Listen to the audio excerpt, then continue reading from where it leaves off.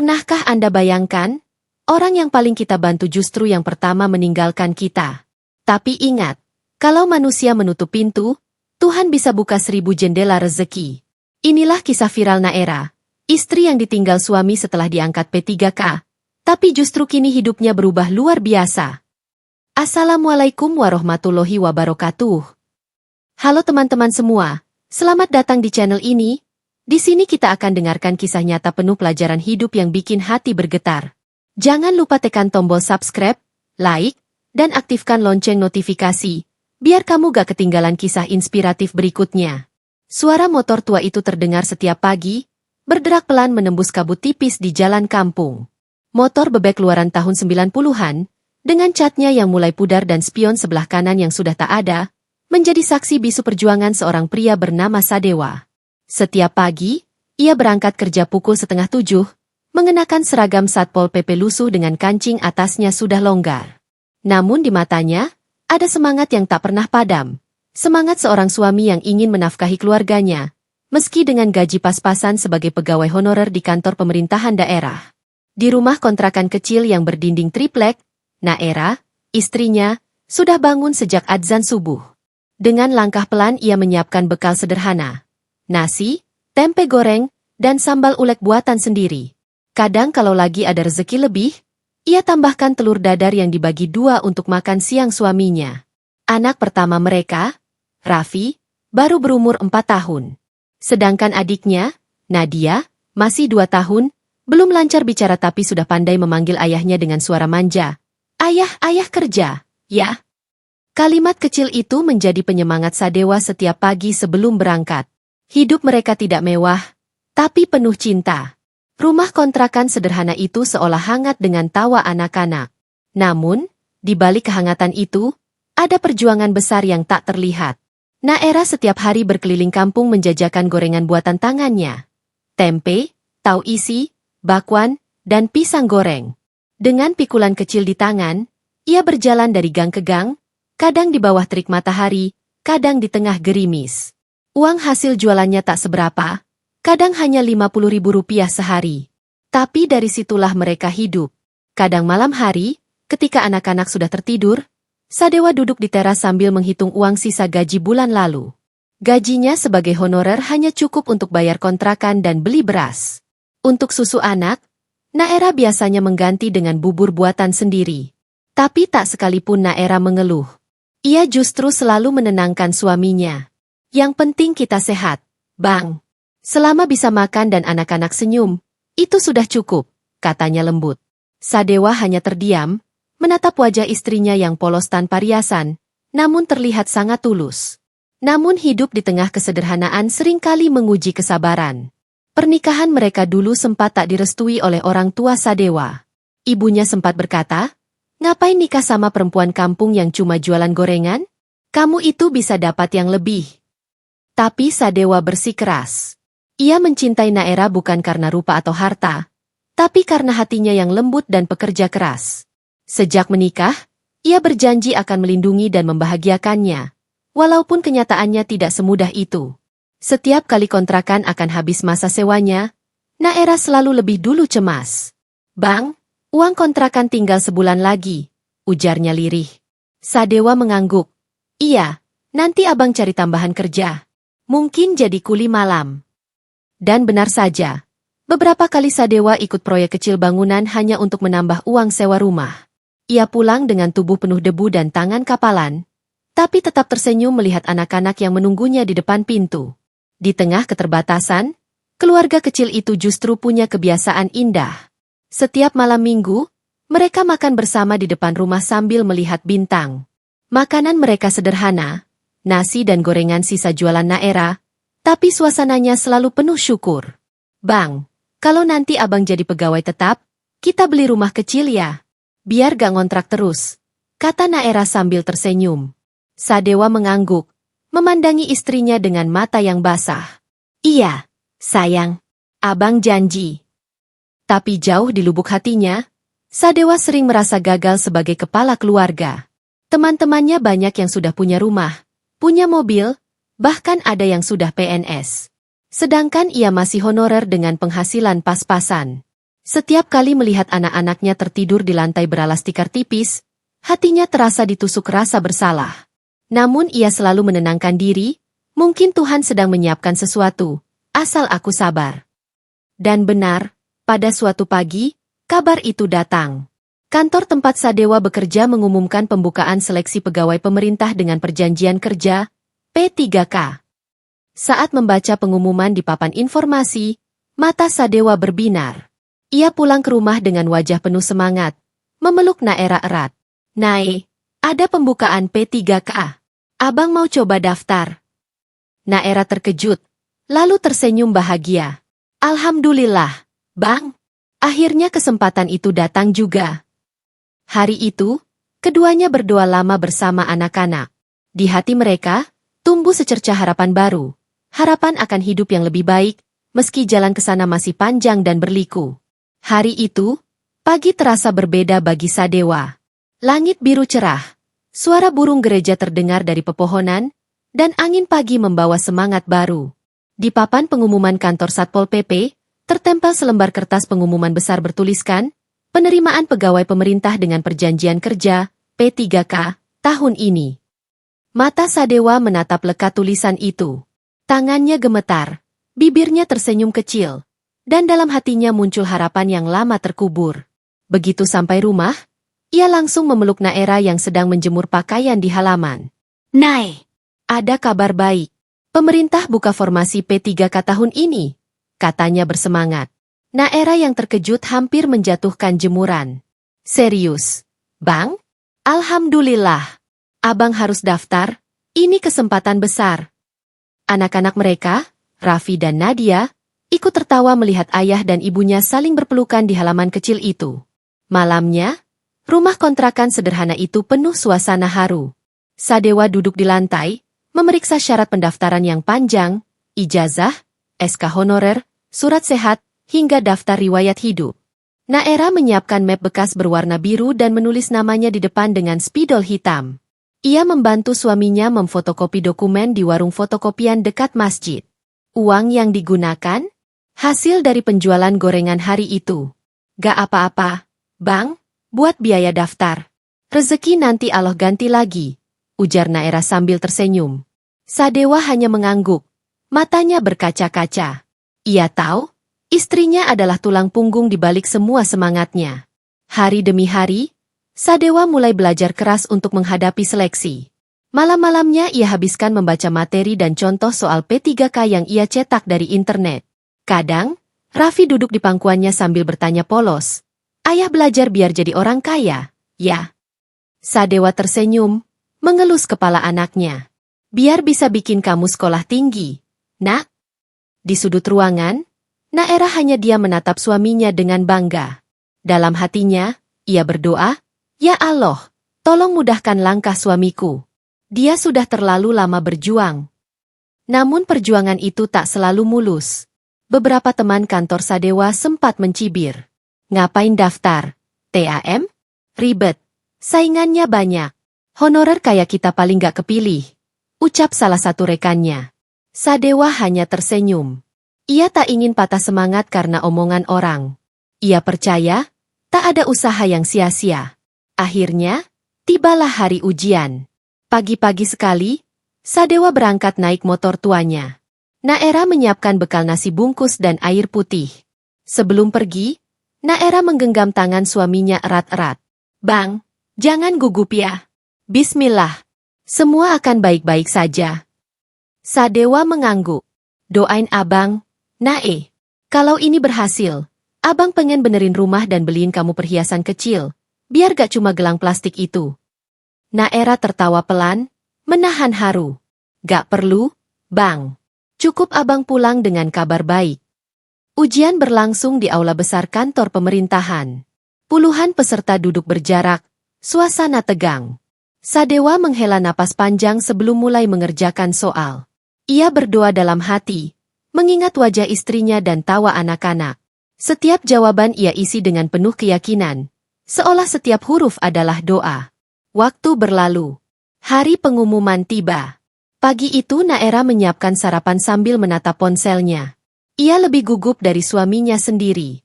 Sadewa membuka situs pengumuman di layar kecil handphonenya dengan tangan bergetar. Beberapa detik terasa seperti selamanya, hingga akhirnya muncul tulisan itu, lulus.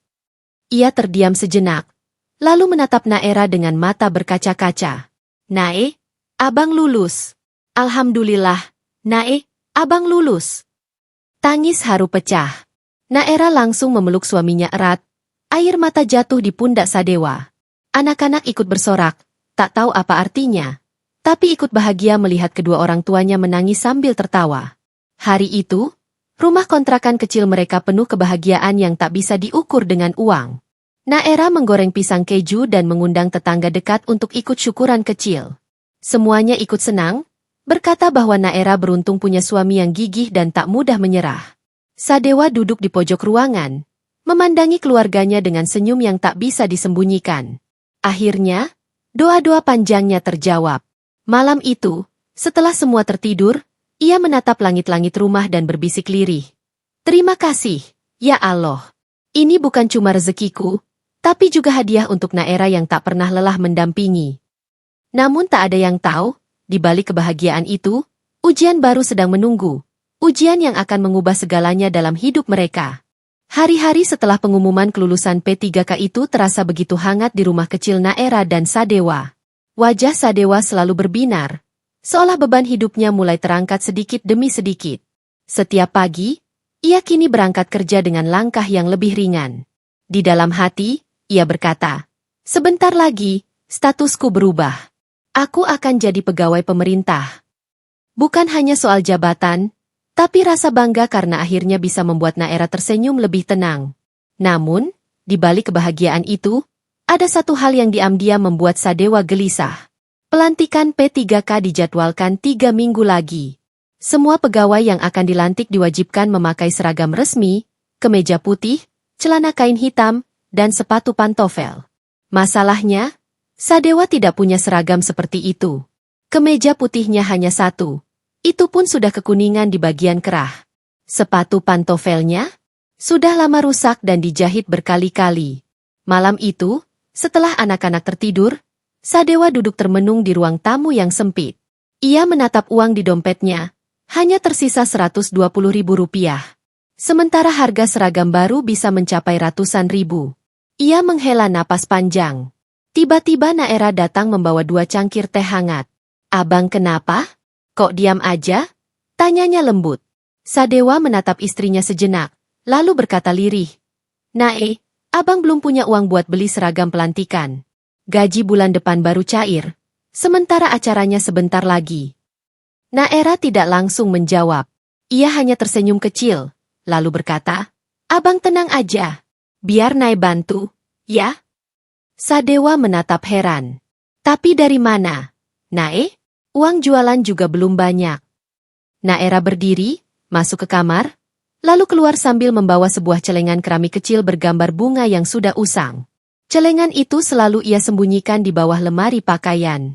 Ini, Bang, tabungan Nae dari hasil jualan gorengan. Sedikit-sedikit, dari uang receh setiap hari. Kadang 1.000, kadang 2.000. Gak banyak, tapi mungkin cukup buat beli seragam abang. Sadewa terdiam. Ia memandangi celengan itu dengan tatapan haru. Tangannya gemetar saat Naera meletakkannya di meja. Abang, mau pecahin sekarang? Naera mengangguk sambil tersenyum. Iya, biar gak kepikiran. Dengan hati-hati, Sadewa mengambil palu kecil dan memukul pelan bagian bawah celengan itu. Prang! Suara pecahan keramik terdengar pelan. Tapi di dalamnya seolah ada suara cinta yang pecah jadi berkeping-keping pengorbanan. Koin-koin dan lembaran uang kecil berjatuhan di meja. Naera dan Sadewa menghitung bersama. 5.000, 10.000, 20.000. Hingga terkumpul hampir Rp350.000. Jumlah yang mungkin kecil bagi orang lain, tapi bagi mereka terasa seperti berkah besar. Sadewa menatap istrinya dengan mata berkaca-kaca. Nae, kamu tabungin ini dari kapan? Naera tertawa kecil. Udah lama, Bang. Dari waktu abang bilang pengen beli sepatu buat kerja, tapi belum sempat. Jadi Nae terusin nabung. Air mata Sadewa menetes. Ia menggenggam tangan Naera erat-erat. Terima kasih, Nae. Abang gak tahu harus ngomong apa. Kamu istri yang luar biasa. Naera hanya tersenyum lembut. Abang gak usah berterima kasih. Ini semua buat keluarga kita. Keesokan harinya, Naera menemani Sadewa ke pasar. Mereka membeli kemeja putih, celana kain hitam, dan sepatu pantofel sederhana. Naera bahkan menawar harga dengan cermat. Seperti biasa. Pak, kurangin dikit ya. Ini buat acara penting suami saya. Ujarnya dengan mata berbinar. Penjual itu tersenyum dan memberikan potongan harga kecil. Saat Sadewa mencoba seragamnya di kios kecil itu, Naera menatapnya dengan bangga. Bang, ganteng banget. Kayak pejabat, ujarnya sambil tertawa. Sadewa ikut tertawa, meski matanya basah. Pejabat gorengan mungkin, candanya. Sore itu, mereka pulang membawa kantong plastik berisi seragam baru. Setiba di rumah, anak-anak menyambut dengan teriakan riang. Raffi langsung berlari menghampiri ayahnya. Yah, ayah jadi pegawai beneran ya? Ayah hebat. Sadewa memeluk anaknya erat, lalu menatap Naera dengan tatapan lembut. Kalau bukan karena ibumu, ayah gak akan sampai sini. Malamnya, Sadewa berdiri di depan cermin kecil, mengenakan seragam barunya. Kemeja putih itu tampak pas di tubuhnya. Ia menatap pantulan dirinya lama, lalu tersenyum. Di belakangnya, Naera berdiri sambil membawa setrika dan melipat sisa kain. Bang, nanti waktu pelantikan jangan lupa senyum ya. Biar kelihatan percaya diri. Sadewa menoleh, tersenyum kecil. Senyum abang udah ada yang bikin. Naera tertawa kecil. Dalam keheningan malam itu, hanya ada dua orang yang saling percaya. Meski mereka belum tahu badai besar akan segera datang. 3 hari sebelum hari pelantikan, awan mendung mulai menggantung di langit rumah kontrakan itu. Sadewa pulang dalam keadaan lelah dan lapar. Ia berharap menemukan makan malam yang hangat di meja, tapi sore itu Naera kehabisan bahan lauk. Yang tersisa hanya nasi putih. Dan dari kejadian sederhana itulah, takdir rumah tangga mereka mulai berubah selamanya. 3 hari menjelang pelantikan, suasana rumah kontrakan itu tampak tenang di luar, tapi di dalam, ada letupan kecil yang siap menyala kapan saja. Naera sedang menjemur pakaian di halaman sempit. Sementara Sadewa baru pulang dari kantor dengan wajah kusut dan tubuh lelah.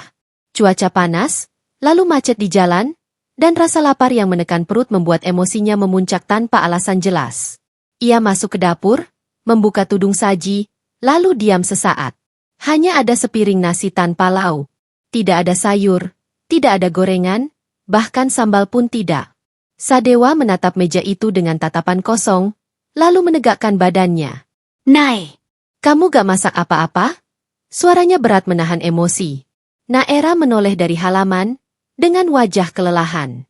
Abang, Nae belum sempat. Minyak goreng habis. Uang hasil jualan baru mau Nae ambil ke warung. Nanti sore Nae masak ya. Sabar dulu ya bang.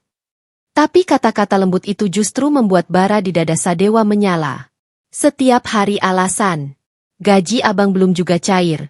Terus kamu gak bisa atur uang? Ini rumah kayak gak keurus. Naera terdiam. Hatinya tercekat.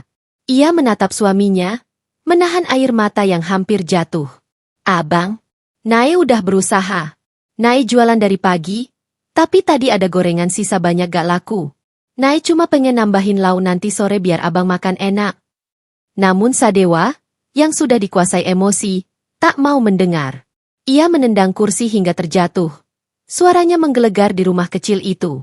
Raffi dan Nadia yang sedang bermain di pojok ruangan terkejut dan menangis ketakutan. Diam, bentak Sadewa. Tapi tangisan mereka justru makin keras. Naera segera memeluk kedua anaknya, menenangkan mereka sambil terisak. Abang, jangan marah di depan anak-anak, tolong. Tapi kata-kata itu malah menambah api dalam dada Sadewa. Jangan ngatur-ngatur abang. Kamu tuh istri gak tahu diri. Abang kerja banting tulang tiap hari. Kamu malah bikin rumah kayak kapal pecah. Gak becus jadi istri. Kata-kata itu bagai pisau tajam yang menancap di dada Naera. Air matanya menetes pelan. Selama ini ia selalu sabar, selalu mendukung, selalu mendoakan. Tapi malam itu, ia merasa seperti orang asing di rumahnya sendiri. Ia mencoba bicara pelan. Bang, jangan ngomong gitu. Semua yang Nae lakuin demi abang, demi anak-anak. Namun Sadewa memotong kalimatnya dengan suara keras. Cukup, abang udah capek. Kalau kamu gak bisa jadi istri yang baik, mending kita sudahi aja semua ini. Ruangan mendadak hening. Naera memeluk anak-anaknya semakin erat. Astagfirullah, bang, jangan ngomong sembarangan. Tapi Sadewa sudah terbakar amarah, kehilangan kendali. Di tengah napas terengah dan mata yang merah, ia mengucapkan kalimat yang membuat dunia Naera runtuh seketika. Aku talak kamu. Talak 3. Suara itu menggema di ruangan kecil itu seperti petir yang menyambar jiwa. Naera terpaku. Tangannya gemetar, matanya kosong. Air matanya jatuh tanpa suara. Anak-anak menangis semakin keras. Tapi suara mereka seolah lenyap di telinga Naera. Hatinya hancur berkeping-keping. Namun tak ada satu kata pun keluar dari mulutnya. Ia hanya menatap suaminya yang kini berdiri memunggunginya. Pria yang dulu ia bantu bangkit dari nol, pria yang kini berubah seketika karena sepiring nasi. Beberapa menit berlalu dalam sunyi. Sadewa akhirnya duduk, menunduk, wajahnya mulai menyesal. Tapi egonya lebih besar dari penyesalannya. Naera berdiri perlahan, menatap suaminya dengan mata merah yang masih menyisakan air mata. Kalimat abang barusan, gak bisa diambil lagi. Sadewa tak menjawab. Ia hanya diam, menunduk dalam bisu. Sementara Naera berjalan ke kamar, mengemasi beberapa pakaian anak-anak, dan menyiapkan tas kecil. Malam itu, ia tidur bersama anak-anak di lantai tanpa bicara sepatah kata pun. Sadewa duduk di luar, memandangi langit tanpa bintang, mendengarkan suara jangkrik yang terdengar seperti ejekan bagi hatinya yang resah. Ia tahu ia salah, tapi gengsinya menahannya untuk minta maaf. Pagi harinya, Naera berpamitan. Ia tidak marah, tidak berteriak, tidak memohon. Ia hanya menatap Sadewa dengan tenang. Abang, Nae pamit. Terima kasih udah pernah sayang sama Nae. Jaga diri baik-baik. Sadewa hanya diam, lidahnya keluh. Ia menatap Naera yang berjalan keluar sambil menggendong Nadia dan menggandeng Raffi. Tetangga-tetangga yang melihatnya ikut meneteskan air mata. Salah satu ibu merekam kepergian itu dengan ponselnya, karena tak tahan melihat perempuan sebaik Naera pergi dalam diam membawa anak-anak kecilnya. Siapa sangka, rekaman sederhana itu kelak akan mengubah hidup Naera, dan membuka jalan rezeki yang tak pernah ia bayangkan. Pagi itu langit tampak sendu, seperti ikut merasakan luka hati seorang Naera. Ia duduk di teras rumah orang tuanya di kota sebelah, mengenakan daster sederhana dengan rambut yang masih basah setelah mandi. Di sampingnya, Raffi dan Nadia bermain mobil-mobilan bekas yang dibelikan kakeknya. Sudah 3 hari berlalu sejak perpisahannya dengan Sadewa. Namun rasa sesak di dada Naera belum juga surut. Ia masih teringat jelas kalimat talak itu, masih bisa mendengar suara keras Sadewa menggema di telinganya. Tapi di antara air mata dan kesedihan, Naera tetap mencoba tegar. Ia memeluk anak-anaknya setiap malam dan berdoa, agar mereka tak pernah kekurangan kasih sayang walau tanpa ayah di sisi. Tanpa sepengetahuannya, video perpisahan yang direkam oleh tetangganya kini sudah tersebar luas di media sosial. Video berdurasi 2 menit itu menampilkan Naera berjalan keluar dari rumah kontrakan sambil menggendong anak. Wajahnya sendu namun tegar, disertai caption. Ibu ini ditalak 3 oleh suaminya yang baru diangkat jadi P3K. Padahal dialah yang berjuang membeli seragam suaminya dari hasil jualan gorengan. Dalam hitungan jam, video itu ditonton jutaan orang. Komentar demi komentar mengalir. Ribuan doa, dukungan, dan empati membanjiri. Aku nangis nonton ini, semoga ibu ini diberi rezeki yang banyak. Wanita hebat. Dunia belum berakhir, Bu Naera. Masya Allah. Sabar ya Bu. Allah ganti dengan yang lebih baik. Nama Naera tiba-tiba viral di seluruh Indonesia. Orang-orang mulai mencari tahu siapa dia. Media online menulis berita tentangnya. Sampai suatu pagi, handphone Naera berdering. Assalamualaikum. Ini dengan Ibu Naera? Kami dari salah satu stasiun televisi, boleh kami wawancara? Naera sempat tertegun. Ia tak menyangka kisah pilunya akan sejauh ini. Awalnya ia ragu. Tapi atas izin orang tuanya, ia pun bersedia. Hari itu, tim televisi datang membawa kamera dan mikrofon. Naera bercerita dengan suara lirih tapi penuh ketulusan. Bagaimana ia menabung recehan untuk membeli seragam suaminya, dan bagaimana ia tetap mendoakan mantan suaminya meski hatinya hancur. Ketika tayangan itu muncul di televisi nasional, air mata penonton pecah di seluruh negeri. Beberapa hari kemudian, sebuah mobil dinas berhenti di depan rumah orang tuanya. Warga berkerumun, dan dari dalam keluar seorang pria dengan pakaian rapi, bupati setempat. Ia datang tanpa banyak protokol, hanya ditemani ajudannya. Dengan senyum hangat, ia menyalami Naera. Saya ikut prihatin dengan apa yang ibu alami. Tapi saya juga bangga, karena ibu contoh nyata perempuan tangguh. Saya ingin bantu sedikit, semoga bisa jadi awal baru, ucapnya sambil menyerahkan amplop tebal berisi bantuan uang tunai dan janji modal usaha dari Pemkab. Naera terisak, menunduk, mencium tangan sang bupati. Terima kasih, Pak. Saya tidak menyangka masih banyak orang baik di dunia ini. Warga sekitar ikut menitikan air mata menyaksikan momen itu. Kabar kedatangan bupati membuat banyak orang makin terharu dan kagum pada Naera. Tak lama setelah itu, datang tamu istimewa lainnya. Seorang perempuan berparas anggun dengan pakaian elegan, dikawal 2 asisten. Ia adalah seorang crazy rich dari daerah tersebut, pengusaha sukses yang dikenal dermawan. Namanya Maya Sasmita. Naera, saya tahu kisahmu dari media. Saya juga dulu pernah susah, dan saya tahu rasanya ditinggalkan saat kita sedang berjuang. Saya ingin kamu bangkit, ucapnya lembut sambil menggenggam tangan Naera. Maya lalu menyerahkan satu tas kecil berwarna coklat. Saya kasih modal untuk memulai usaha. Pakailah untuk masa depan kamu dan anak-anakmu. Naera membuka tas itu perlahan. Di dalamnya, ada beberapa ikat uang tunai.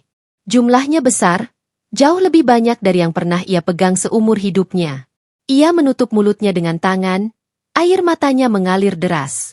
Ya Allah, seumur hidup saya belum pernah megang uang sebanyak ini, katanya dengan suara bergetar. Maya tersenyum dan memeluknya. Gunakan dengan baik, Naera. Jangan takut memulai dari awal. Kamu sudah buktikan kamu bisa bertahan. Naera menangis dalam pelukan perempuan itu. Ia tidak tahu harus berkata apa selain bersyukur. Hari itu, ia bersujud di lantai rumah orang tuanya, menangis dan mengucap syukur atas keajaiban yang datang setelah badai. Kini Naera bukan lagi perempuan yang ditinggalkan dengan air mata. Ia menjadi simbol kekuatan dan keikhlasan bagi jutaan orang. Dari kesedihan datang keberkahan, dari kehilangan datang pertolongan. Dan mungkin, seperti kata banyak orang di kolom komentar videonya, ketika manusia menutup pintu untukmu, Allah membuka jendela yang lebih indah. Hari-hari berlalu cepat.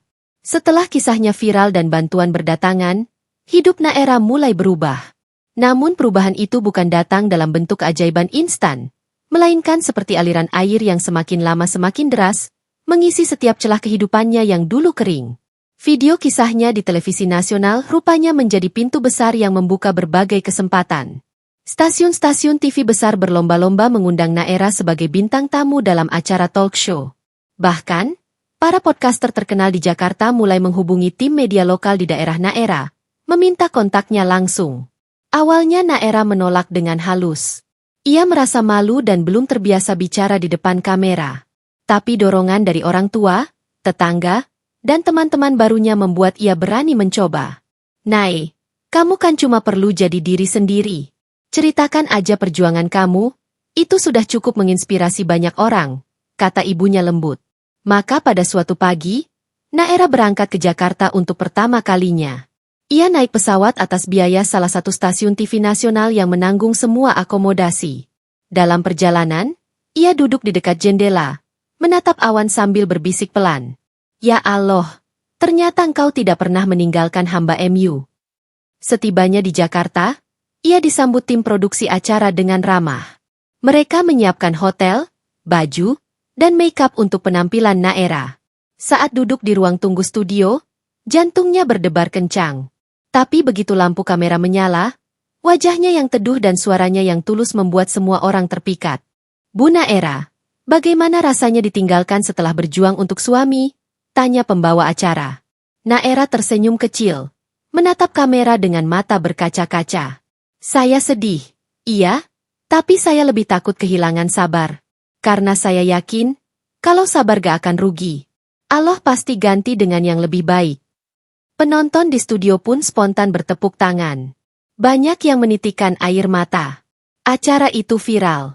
Dalam semalam, nama Naera kembali trending di media sosial. Banyak artis, influencer, dan tokoh publik memposting cuplikan wawancaranya dengan caption, "Perempuan luar biasa. Dari jualan gorengan jadi inspirasi bangsa." Setelah itu, undangan demi undangan datang bertubi-tubi. Podcast-podcast terkenal seperti Ngobrol Bijak, Cerita Hidup Kita, dan Suaraku Untukmu memanggilnya sebagai narasumber. Naera duduk bersama host ternama, bercerita dengan suara lembut yang menenangkan jutaan penonton. Salah satu podcaster bahkan memberinya amplop tebal seusai wawancara. "Ini bukan bayaran, Bu Naera. Ini bentuk apresiasi dari kami," ucap sang host. Naera terkejut. Ia membuka amplop itu di mobil dan tak kuasa menahan tangis. Di dalamnya terdapat uang senilai puluhan juta rupiah. "Ya Allah, dari mana semua ini datang?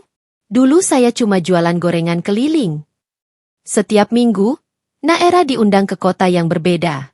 Kadang ke Bandung, kadang ke Surabaya, lalu balik lagi ke Jakarta. Semua biaya ditanggung. Ia mulai mengenakan pakaian yang lebih rapi, dibelikan oleh sponsor, dan selalu membawa dua anaknya yang kini ikut bahagia melihat ibunya tersenyum setiap hari. Namun yang paling indah, bukan uang atau ketenaran yang ia rasakan, melainkan rasa percaya diri yang tumbuh dalam dirinya. Dulu, ia hanya perempuan kampung yang merasa tak berarti. Sekarang, ia menjadi suara bagi ribuan ibu di luar sana yang senasib dengannya. "Kalau saya bisa bangkit, kalian juga pasti bisa," katanya setiap kali menutup wawancaranya. Dari hasil wawancara, podcast, dan kerjasama iklan kecil-kecilan, Naera kini bisa membeli rumah sederhana di kota tempat ia dulu hanya numpang tinggal. Ia juga membuka usaha gorengan modern dengan nama Naera Fried, lengkap dengan logo wajahnya yang tersenyum di papan toko. Para pelanggan datang setiap hari, sebagian besar karena ingin bertemu langsung dengan ibu viral yang sabar itu. Dan benar, rezeki Naera mengalir seperti hujan deras tanpa henti. Ia menyisihkan sebagian penghasilannya untuk anak-anak yatim dan janda miskin. "Kalau dulu saya tahu rasanya susah, sekarang saya mau orang lain ngerasain bahagia juga," ujarnya tulus. Pada suatu malam, Naera duduk di beranda rumah barunya. Anak-anaknya tertidur pulas di kamar, dan langit tampak cerah penuh bintang. Ia menatap ke atas dan tersenyum, meneteskan air mata bahagia. "Dulu aku kehilangan, tapi ternyata yang hilang itu cuma sementara. Yang datang setelahnya jauh lebih indah." Dari perempuan sederhana yang ditalak di dapur sempit, kini Naera menjadi sosok inspiratif yang disegani. Kisahnya bukan sekadar kisah viral, tapi bukti nyata bahwa setiap luka bisa berubah menjadi berkah. Jika kita sabar, ikhlas, dan percaya bahwa setiap air mata akan diganti dengan hujan rezeki dari arah yang tak disangka-sangka. Hidup memang misteri. Tak selalu yang kita perjuangkan akan tinggal di sisi kita, dan tak selalu kehilangan berarti akhir segalanya. Naera telah membuktikannya.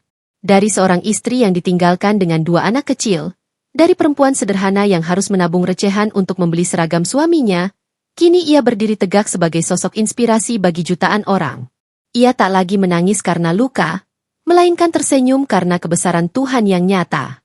Setiap langkah Naera hari ini adalah cerminan dari keteguhan hati yang tak pernah padam. Ia tidak membalas dendam dengan kata-kata, tapi dengan kesuksesan dan ketulusan. Ia tidak mengeluh kepada manusia, tapi berdoa kepada Allah yang Maha Pembalas kebaikan. Kini, Naera dikenal sebagai simbol perempuan tangguh. Ia membuka usaha sendiri, membesarkan anak-anaknya dengan kasih sayang yang utuh, dan menebarkan inspirasi ke seluruh penjuru negeri. Dan siapa sangka, kisah yang dulu berawal dari air mata kini menjadi hujan rezeki dan cinta yang tak ada habisnya. Dalam setiap wawancaranya, Naera selalu menutup dengan satu kalimat yang kini viral di media sosial. "Kalau kamu sedang jatuh, jangan takut. Kadang Allah sengaja menjatuhkan kita bukan untuk menghancurkan, tapi untuk mengangkat kita ke tempat yang lebih tinggi." Sahabat semua, dari kisah Naera kita belajar bahwa keikhlasan bukan kelemahan, melainkan kekuatan yang mampu mengubah air mata menjadi mutiara. Tidak ada perjuangan yang sia-sia, selama kita masih percaya pada pertolongan Tuhan.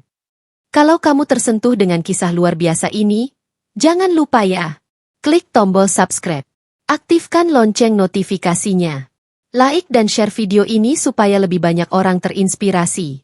Tulis di kolom komentar, apa pelajaran yang kamu dapat dari kisah Naerah hari ini. Sampai jumpa di kisah nyata berikutnya. Kisah yang membuktikan bahwa Tuhan selalu punya cara indah untuk membalas setiap kesabaran. Wassalamualaikum warahmatullahi wabarakatuh.